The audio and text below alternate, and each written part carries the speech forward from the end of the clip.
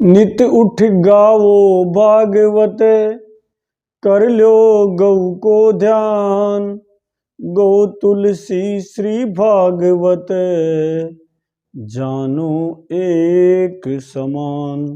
लक्ष्मीश्च गोमये नित्यं, पवित्रा सर्वमंगला। गोमया लेपनं तस्मात् कर्तव्यं पांडुनंदनम। विश्व पितामह ने युधिष्ठिर से कहा, गाय के गोबर में लक्ष्मी का वास होता है, इसलिए वो नित्य पवित्र और सर्व मंगलकारी होता है। इसलिए प्रत्येक व्यक्ति का कर्तव्य है। तस्मात् कर्तव्यम पांडुनंदन, ये कर्तव्य युधिष्ठिर कि हर व्यक्ति घर में गोबर का लेपन करे। ये गोबर की महत्ता थी हमारे यहाँ। शरीर पर गोबर लगाए, लेपन गोबर का करे। क्यों करें? क्योंकि गोबर त्रिदोष नाशक है, गोबर ज्वर नाशक है, गोबर कुष्ठ नाशक है, गोबर कृमि नाशक है, गोबर गाय का सर्वोत्तम वर है। आज की परिचर्चा इसी पर करेंगे। कल मैंने पंचगव्य की चर्चा की थी।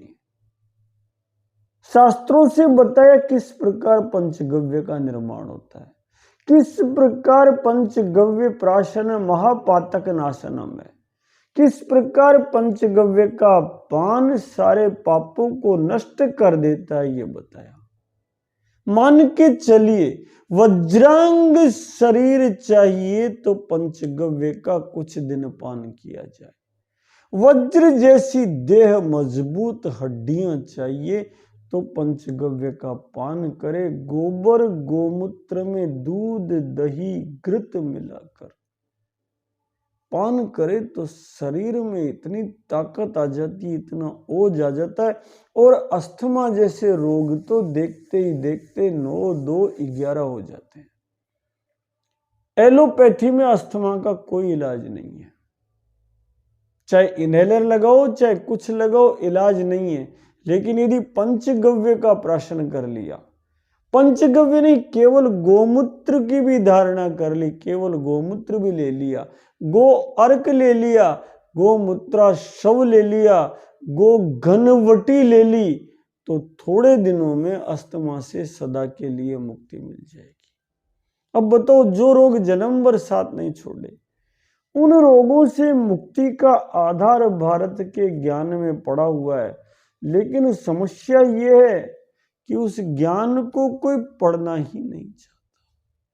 शिक्षा पद्धति में वो ज्ञान है ही नहीं, और उसका नुकसान क्या हो रहा है?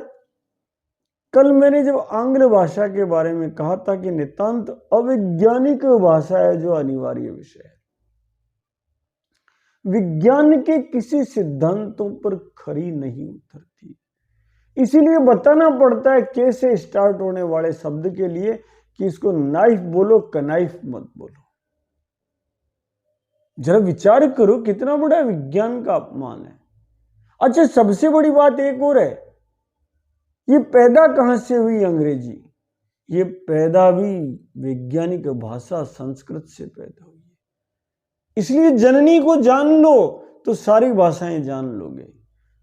विश्व की सभी भाषाएं पूर्व काल में पूरी दुनिया भारत सेंट्रिक थी। भारत केंद्र था, विश्व गुरु था, और वसुधैव कुटुंबकम की धारणा सर्वत्र व्याप्त थी। उसके बाद दुनिया अरब सेंट्रिक हुई। अरब के लोग घोड़ों पर निकले पूरी दुनिया पर राज करने के लिए। रक्तपात, भीषण तोड़ना फोड़ना चालू हुआ। उसके बाद यूरोप सेंट्रिक दुनिया हुई, जो ब्रिटेन का साम्राज्य पूरी दुनिया में फैल गया। उसके साथ अंग्रेजी भाषा फैल गई, उसके साथ उनके कैलेंडर फैल गए, उसके साथ उनका विज्ञान आ गया। और सबसे बड़ी बात क्या हो गई? धरती पर एक अवधारणा बन गई कि ये यूरोपियन श्रेष्ठ है, ये अमेरिकन श्रेष्ठ है। हमने आंख मूंछ करके जो उन्होंने कहा वो मान लिया। कभी हमने विचार ही नहीं किया कि संस्कृत के यूयम से यू बना है। कभी बैठकर हमने विचार ही नहीं किया कि जिसको हम ब्रदर बोलते हैं वो भ्रातरे शब्द से बना है। कभी हमने विचार ही नहीं किया जिसको सी बोलते हैं वो सा संस्कृत के शब्द से बना हुआ है। सब कुछ संस्कृत से जन्मा और उसके बाद संस्कृत की मुखालफत हो गई, और इससे जो विपुल ज्ञान जिसको मैक्स मूलर जैसे लोग लेकर भारत से चले गए, आज भारत भूमि उस ज्ञान से वंचित होती जा रही है। और यही कारण है, अंग्रेजी में एक शब्द है, एजुकेशन शब्द है, शिक्षा का नाम एजुकेशन लिख रखा है उन्होंने। और एजुकेशन का मतलब क्या है उनकी भाषा में? Desirable change in human behaviour is education. व्यक्ति के व्यवहार में वांछित परिवर्तन किया जाना ही शिक्षा है। और वो शिक्षा कैसे? Creating situation in which learning takes place. ऐसी परिस्थितियां पैदा करना जिनमें सीखने की ललक पैदा हो। ये जो संस्कृत की चर्चा है, ये जो गाय की चर्चा है, ये वही डिजायरेबल एटीट्यूड तैयार करने की चर्चा है, वही चर्चा है। क्योंकि आंग्ल भाषा कहती है change in skill, change in knowledge and change in attitude. 3 चरण में जाकर शिक्षा पूरी होती है। सबसे पहले दृष्टिकोण पलटना चाहिए।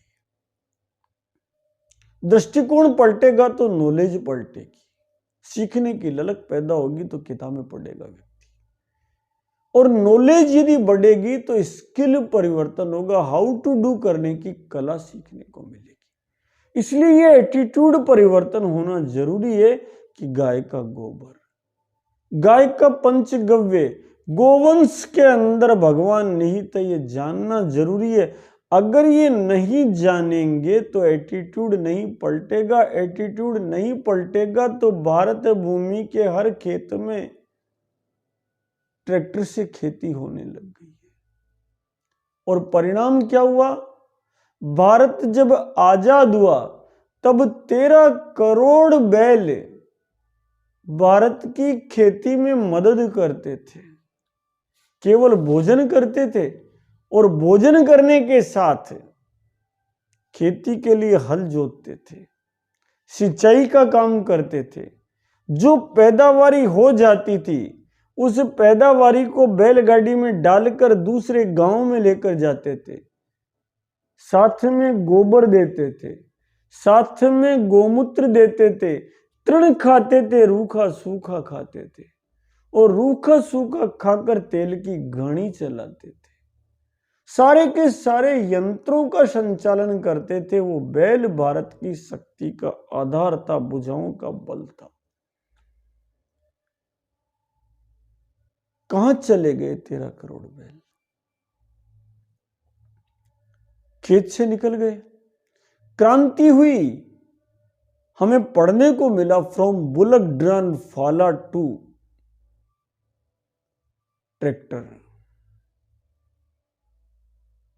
लगा बड़ी क्रांति हो रही है, लेकिन डीजल खपत बढ़ गई, ट्रैक्टर महंगा हो गया, जोत छोटी होती गई, किसान के कर्जा चढ़ता गया। और जो भजन गांव गांव में चलते थे, नागोरी बैला ने पानी कुण पावेलो, वो जो नागोरी बैल थे, वो नागोरी बैल धीरे धीरे धीरे धीरे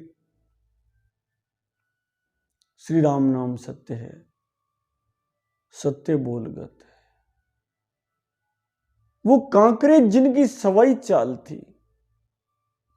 पता नहीं कहां चले गए। आने वाली पीढ़ी को तो बताना भारी हो जाएगा कि बैल क्या होता है, नंदी क्या होता है। और सबसे बड़ा पता नहीं क्या हुआ, गाड़ी का तेल खत्म हो गया, डबल फिल्टर्ड ऑयल आ गया, बीमारी का घर आ गया। गोबर गोमूत्र की खाद खत्म हो गई, यूरिया डीएपी आ गए। 50 साल में धरती का इतना बड़ा, क्या कहो, सब कहते हैं ये विकास हुआ है। गति जानते हो क्या हुआ है? अरे केचुआ 40 फीट नीचे चला गया, धरती निर्बीज हो गई, पानी चला गया पाताल में, धरती ने सब कुछ देना छोड़ दिया कि अभागा होता जा रहा है समाज। क्योंकि रीढ़ की हड्डी की मज्जा तो गाय और गोवंश थी, आज वो 20 करोड़ बैल कहीं देखने को नहीं मिल रहे हैं। वो गैया मैया जो 15 करोड़ से ऊपर थी, उसके दर्शन दुर्लभ हो गए। वरना हर घर में सुबह सुबह घमड़ का चलता था, हर घर में रई का घमड़ का चलता था, प्रभाती राग के भजन चलते थे। आज पता है, मैं मेरे घर में गोवंश रखता हूं तो लोग कहते हैं पागल है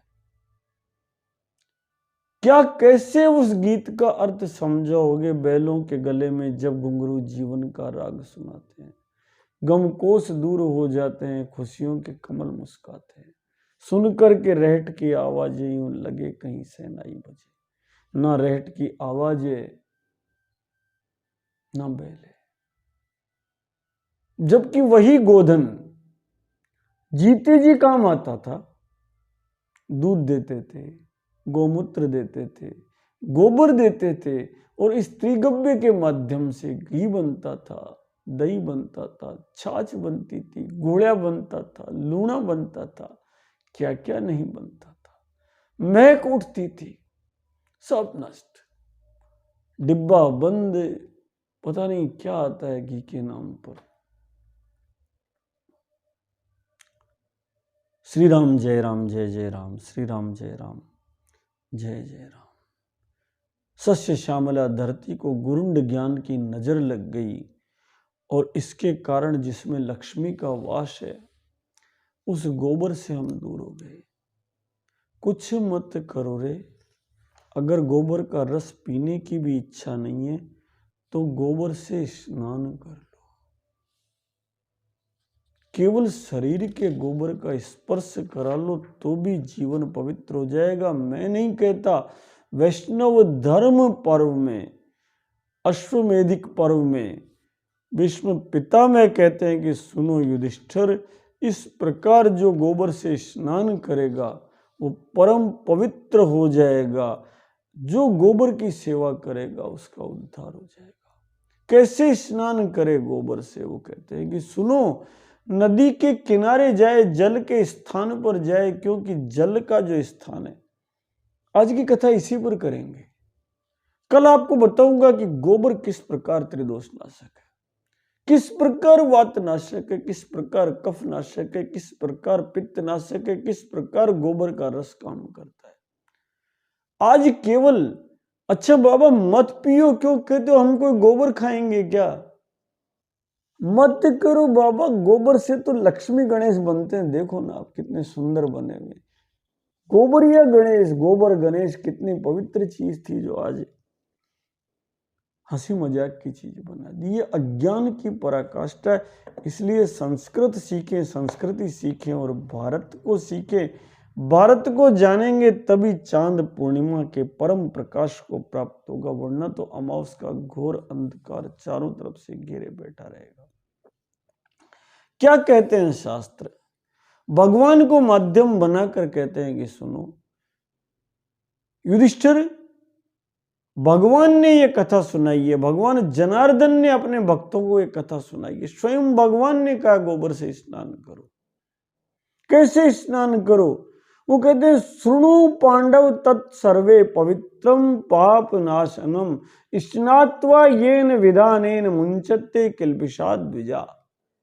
किस प्रकार से स्नान किया जाना चाहिए जिससे पापों से मुक्त हो जाए, पवित्र हो जाए। वो स्नान करने की विधा बताता हूं। भारतीय साबुन, ये नहीं जिनके अंदर एनिमल फैट आ रहा है, जानवरों की चर्बी डालकर जो साबुन बनाकर स्नान करने के लिए दे रहे हैं। जरा विचार करो भारत का साबुन कैसे बनता था। मृदम च गोमयम चेव तिलम दर्भास्तथेव च पुष्पाण्यपि यथा न्यायन मादाय तु जलम व्रजेत। जल के समीप जाते समय एक साबुन बनाए, कैसे साबुन बनाए? अरे इस परम पवित्र भारत भूमि की मिट्टी को हाथ में ले नहाने की पहली सामग्री। भारत की धरती माता, इसकी मिट्टी या तो स्वर्गा ने शर्मावई पर देव रमन न आवे। ईरो जसनर नारी गावे धरती धोरारी। कितनी पवित्र है।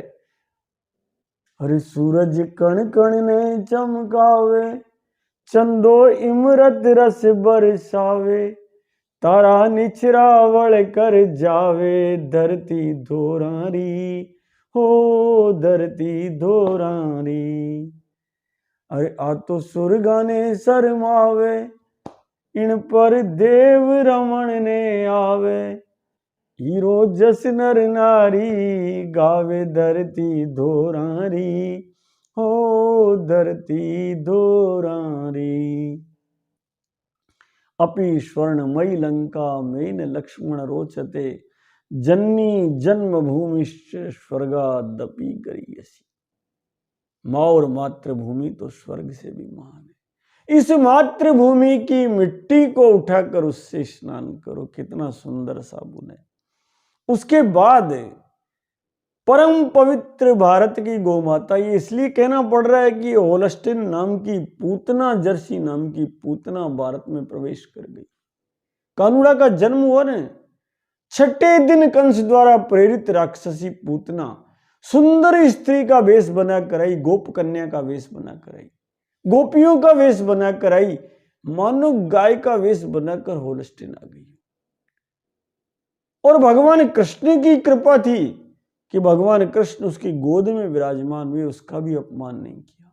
गार्ड करके स्तन को पकड़ लिया कस करके, और दूध के साथ भगवान रुद्र का आह्वान किया, जो प्राण भी पी गए। लेकिन उसको धात्री की पदवी दे दी। कानूड़ा ने माता देवकी का दूध भी नहीं पिया था, या तो यशोदा मैया का दूध पिया गोद में बैठकर, और या पूतना मैया का दूध पिया। हमारी भारत की संस्कृति, संस्कृत जानो कितनी अद्भुत है। अद्भुत है ना। कम वा दयालु शरणम ब्रजे में, अहो बकीयम स्तन काल कूटम, जिंगाशयापाय यदया पेशाद्वी, लेभे गतिम दात्र्युचितां ततोन्यम, कम वा दयालु शरणम ब्रजेम, कम वा दयालु शरणम ब्रजेम। अरे कृष्ण से बड़ा दयालु, कम वा दयालु कौन है? चलो ना उस ब्रजराज की शरण में चलें। वो उर्जनी थी, वो बकी थी, कालकूट विष लगा कर आई थी स्तन के, मारना चाहती थी, जिंदा रखने की इच्छा नहीं थी। अहो बकीयम स्तन कालकूटम। असाध्वी थी प्रकृति से, जिंगा शया पाय यद्यप्य साध्वी। लेकिन कृष्ण भगवान ने क्या किया? धात्री की गति देती। लेभे गतिम धात्री उचिताम ततोन्यम। धायमा की गति देती, गोद में बैठ गए, आंखें मूंछ ली, मानो सोच रहे हो तो मां बन के आई है और मौत बनी हुई है, इसका वध कैसे किया जाए। मानो विचार कर रहे हो कि मैं जहर पीऊंगा तो पूरा ब्रह्मांड जहर पिएगा, मैं तो दूध पीने आया था, ये क्या हो रहा है, पूरा ब्रह्मांड नष्ट हो जाएगा। इसलिए गले में रुद्र का आह्वान किया कि हे रुद्र, गले में विराजमान हो जाओ। विष पीने की आपकी आदत है शंकर भगवान, कीन दया तब करी सहाई, नीलकंठ तब नाम का। हे नीलकंठ महादेव, ये नीलिया महादेव, मेरे गले में विराजमान हो जाओ। जहर पीने का अभ्यास आपका है, बालक कृष्ण के गले से जहर नहीं उतरना चाहिए, वरना सृष्टि को जहर पीना पड़ेगा। आंखें मूंछ करके विचार करने लग गए कि हे भगवान, इसका क्या पुण्य है, आज तो ये बच्चे मारती फिर रही है, फिर भी देखो मेरे छठे दिन में इसको भगवत दर्शन का सौभाग्य मिला है, इस पूतना का तो कोई बड़ा भाग है। अनेक अनेक ढंग से बाल कृष्ण ने आंखें मूंछ ली। पता नहीं सोलस्टिन को देख के भी कानूड़ा ने आंखें मूंछ रखी होगी, क्या सौभाग्य इसका, कम से कम गाय जैसी लगती तो है थोड़ी थोड़ी। ये भी पूतना है, ये केमिकल फर्टिलाइजर वाली क्रांति भी पूतना है। इसलिए पूतना के परिजन से कृष्ण के स्वजन की यात्रा गोबर गोमूत्र में निहित है। हम पूतना के परिजन नहीं बने, गोपी बने, ग्वाल बने, कानूड़ा की सेवा करें, वरना देखो ये गाय और नंदी नहीं बचेंगे। ये सारा उद्यम इसीलिए कि हमारे समझ में आ जाए करना क्या है। सब साबुन की चर्चा करते हैं। मिट्टी ले, गोबर ले, थोड़ा तिल ले ले, थोड़ी कुसा ले ले, और जो सुंदर पुष्प है उन पुष्पों को ले ले, और इनको शास्त्रोक्त सामग्रियों को साथ लेकर जल देवता के पास चले जाए। सबसे पहले जाकर जल देवता को प्रणाम करें, और प्रणाम करके गत्वोदक समीपम तु शुचो देशे मनोरमे, वहां नजदीक जाकर के मनोरम स्थान पर मिट्टी, गोबर आदि सामग्रियों को एक जगह रख दे, और एक जगह रख के जलाशय की प्रदक्षिणा करे, उस तालाब की परिक्रमा लगाए। हे जलदेव, मैं आपके भीतर स्नान करना चाहता हूं। आप संपूर्ण देवताओं का आधार है, वरुण देव है, मैं आपके भीतर पवित्रता से स्नान करना चाहता हूं। प्रहार नहीं करे, पैर नहीं मारे, पचाट नहीं, बड़ी शांति से प्रदक्षिणा दे, और प्रदक्षिणा देकर पानी में प्रवेश करे। और पानी में प्रवेश करने के बाद सबसे पहले क्या करे, गोकर्णा कृतिव्रते कृत्वा, जैसे गैया मैया के कान होते हैं ऐसे अपने कान बना करके 3 बार जल पिए। यहां भी गाय की महत्ता है। ये नहाने की विधि है, भारत की नहाने की विधि कितनी अच्छी है। फिर जल छिड़के, मुख पर जल का स्पर्श करे, और दोनों भुजाओं पर स्पर्श करे, हृदय पर जल का स्पर्श कराए, नाभि पर जल का स्पर्श कराए, मस्तक पर जल का स्पर्श कराए, और अंग अंग पर जल का स्पर्श कराए। ये नहाने की विधा है। उसके बाद क्या करें, उसके बाद शास्त्र कहता है आचम्य मृतिका पश्चात त्रिधा कृत्वा शबा लबेत। इसे आचमन करने के बाद, गाय के कानों की तरह हाथ करने के बाद, कान करने के बाद 3 बार आचमन कर ले, और आचमन करके सबसे पहले भारत भूमि की पवित्र मिट्टी को अपने हाथ में ले, और 3 बार शरीर के वो मिट्टी लगाए। पूरे शरीर के मिट्टी लगा करके भगवान विष्णु का ध्यान करे, ऊपर से लेकर नीचे तक, मध्य भाग में, नीचे के अंगों में, सब जगह वो मिट्टी का लेपन करे, और उसके बाद मिट्टी का लेपन करके जल की धारा में बैठ जाए, उस मिट्टी से स्नान करे। मिट्टी का स्नान पूरा होने के बाद क्या करे, गोमयम चित्रधा कृत्वा जले पूर्वे समालभेत।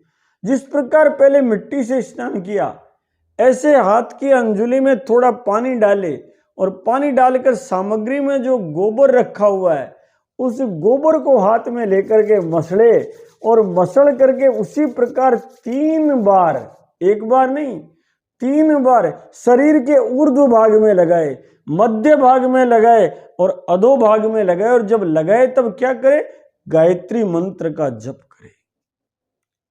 3 बार गोबर लगाकर गायत्री मंत्र का जप करे, चित्त को भगवान में लगाए, आचमन करे, गो सूक्त का पाठ करे, वैष्णव सूक्त का पाठ करे, वारुण सूक्त का पाठ करे, सावित्री सूक्त का पाठ करे, और उसके बाद मंत्रों का पाठ करते हुए ओंकार का जप करे। यदि नहीं कर सकते, ओंकार का जप करते हुए, गायत्री का जप करते हुए उस जलाशय में स्नान करे, और स्नान के पश्चात बाहर आकर के शुद्ध वस्त्र से अपने आप को पोंछ करके धोती और चादर या जो भी शुद्ध वस्त्र है उसे धारण करे।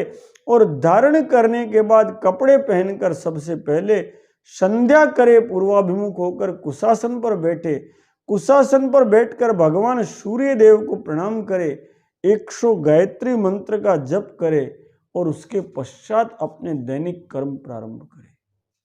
जरा विचार करो, नहाने के लिए गोमूत्र चाहिए, कितनी पवित्र चीज है ये गोमूत्र, कि नहाने के लिए भी गोबर चाहिए, गोबर से स्नान करें। इसलिए आज इस भारतीय साबुन की जो मैंने चर्चा की है वो इसीलिए की है कि हम कम से कम एक बार यदि पीना भी नहीं श्रद्धा में आता हो गोबर का रस, वैसे तो बहुत उपयोगी है आपको, लेकिन पी भी नहीं सके तो कम से कम गोबर लगाने का आनंद तो लें। अरे भले आदमी हो, होली नजदीक है, पता नहीं क्या क्या केमिकल के कलर लगाने लग गए। उसकी जगह गोबर का रंग लगाओ रे, अरे उसकी जगह भारत की मिट्टी का रंग लगाओ रे, उसकी जगह केशू के फूलों का रंग लगाओ रे। अच्छे अच्छे आनंद लो रे, और साथ साथ गाते भी रहो रे। इस होली का आनंद लो। कल फिर आपको इस होली के आनंद में रमण कराते हुए मैं गोबर के आयुर्वेदिक गुण बताऊंगा, और एक बार फिर आपको बताऊंगा तस्माद कर्तव्य पांडुनंदन। हे पांडुनंदन, गोबर का उपयोग किया जाना, गोबर का लेपन किया जाना प्रत्येक का कर्तव्य है, क्योंकि गोमय वस्ते लक्ष्मी, गोबर में लक्ष्मी का वास होता है, भगवती लक्ष्मी का वास होता है। बैठ करके गोबर की मूर्त लेकर के, गोबर की लक्ष्मी सबसे श्रेष्ठ लक्ष्मी होती है, इसके सामने बैठकर कोई सुना दे, बैठ करके कनकधारा स्तोत्र सुना दे, अंगम हरे पुलक भूषण माश्रयंती भृंगांगनेव मुकुलाभरणम तमालम अंगीकृता अखिल विभूतिरूपांग लीला मांगल्य दास्तु मम मंगल देवताया। मुग्धा विहिर लंबा हो जाएगा। बैठ करके मां को सुना दे तो आनंद आ जाएगा। इसलिए देववाणी का ध्यान कीजिए, संस्कृत का ध्यान कीजिए, देवताओं की देवता जगत जननी गौ माता का ध्यान कीजिए। और जिस जगन माता गौ माता के गोबर में लक्ष्मी का वास होता है। कल एक चीज और बताऊंगा, एक रहस्य शास्त्रों से, गोबर में ही नहीं गोमूत्र में भी लक्ष्मी का वास होता है। उसका अध्ययन करने के लिए कल के एपिसोड की प्रतीक्षा कीजिए। अभी अपने सभी इष्ट मित्रों को कहिए इस महाअभियान में सहयोगी बनिए। ये जो गोवंश मेरा जीवन है, इसे देखने दिखाने की आदत बनाइए, इसे सब्सक्राइब कीजिए, ताकि हम एक से अनेक बने और इस संस्कृति के महाअभियान में सहभागी बने। आपको अनेक अनेक सुंदर जानकारियां मैं देता रहूंगा। आज की यात्रा में मेरी स्वरचित होली की धमाल का आनंद लीजिए। और अब की होली भारत की मिट्टी के साथ, भारत के गोबर के साथ, भारत के सुंदर फूलों के साथ मनाइए। बोलिए जगत जननी गौ माता की जय, बोलिए नंदी भगवान की जय, बोलिए बैल भगवान की जय, बोलिए बछड़ा भगवान की जय, बोलिए बछड़ी भगवान की जय। जय जय जय। बोलिए हनुमान जी महाराज की जय, श्री गोबरिया हनुमान जी महाराज की जय, भगवती लक्ष्मी की जय, आज के आनंद की जय, गोबर के श्री लड्डू गोपाल की जय।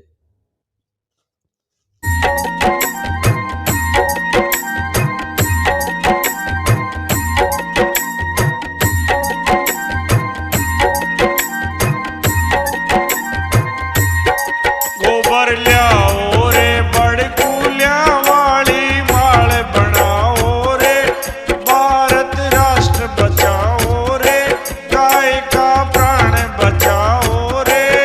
गोबर लियाओ रे, आई रे गोबर लियाओ रे, बड़कूलिया वाली माल बनाओ रे, भारत राष्ट्र बचाओ रे, गाय का प्राण बचाओ रे।